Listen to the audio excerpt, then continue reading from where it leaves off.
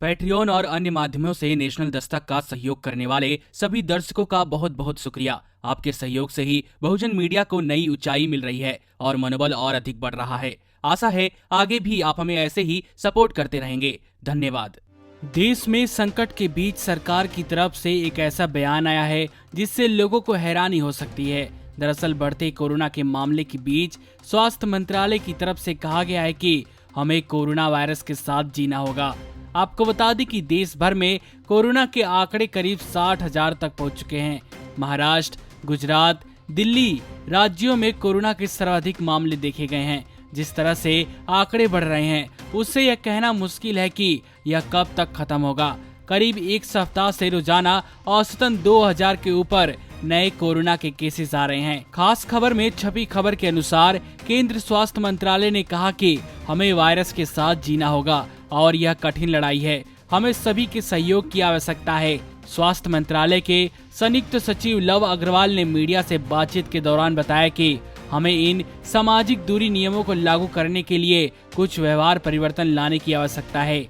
पिछले कुछ दिनों से प्रतिदिन 3000 मामले सामने आने के बाद मंत्रालय की तरफ से यह प्रतिक्रिया आई है। संयुक्त सचिव लव अग्रवाल ने एम्स के निदेशक रणदीप गुलेरिया की हालिया टिप्पणी पर प्रतिक्रिया व्यक्त करते हुए कहा कि अगर हम क्या करें और क्या न करें, नियमों का पालन ठीक से करेंगे तो मामलों की संख्या में हम चरम तक नहीं पहुंचेंगे। आपको बता दें कि पिछले दिनों एम्स के निदेशक रणदीप गुलेरिया ने कहा था कि जून-जुलाई में कोरोना के मामले अपने चरम पर होंगे, जिसके बाद लोगों की चिंताएं बढ़ गई हैं। स्वास्थ्य मंत्रालय ने वर्तमान में कोरोना की स्थिति बताते हुए कहा कि 16,540 कोरोना रोगी, जो कि कुल मामलों का लगभग 29.36% है, अब तक ठीक हो चुके हैं, जबकि पिछले 24 घंटों में 1273 लोग ठीक हुए हैं।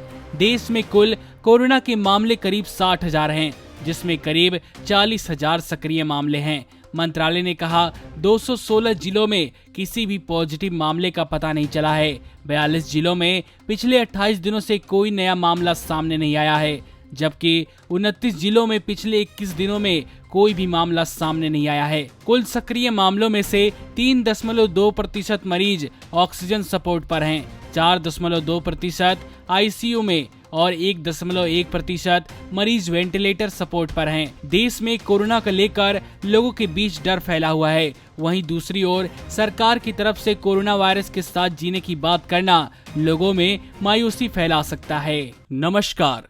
नेशनल दस्तक अपनी आर्थिक जरूरतों को पूरा करने के लिए अपनी ऑडियंस पर निर्भर है। बहुजन समाज से संबंधित मुद्दों को उठाने के कारण यूट्यूब की तरफ से नेशनल दस्तक की कई वीडियो पर एड्स नहीं दी जाती, जिसके कारण हमें आर्थिक समस्याओं का सामना करना पड़ रहा है। आपका एक छोटा सा कदम बहुजन मीडिया को बचा सकता है। आपके सहयोग और सहायता के कारण ही हमने अभी तक यह मुकाम हासिल किया है।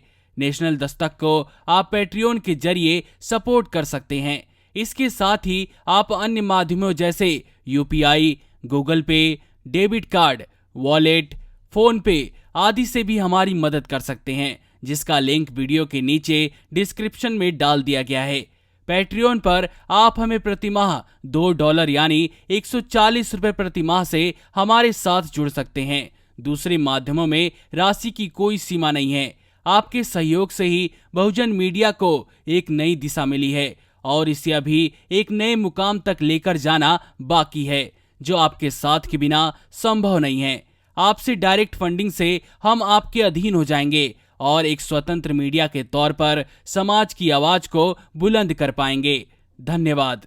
नेशनल दस्तक को देखने वालों से अपील है कि वह नेशनल दस्तक के सपोर्टर फॉर्म को भरें ताकि हम सीधे आपसे जुड़ सके। नेशनल दस्तक की आपसे गुजारिश है कि अगर इसको बचाना चाहते हैं तो नेशनल दस्तक को सब्सक्राइब करने के लिए रेड कलर के सब्सक्राइब बटन को दबाएं, फिर बेल आइकन की घंटी दबाएं।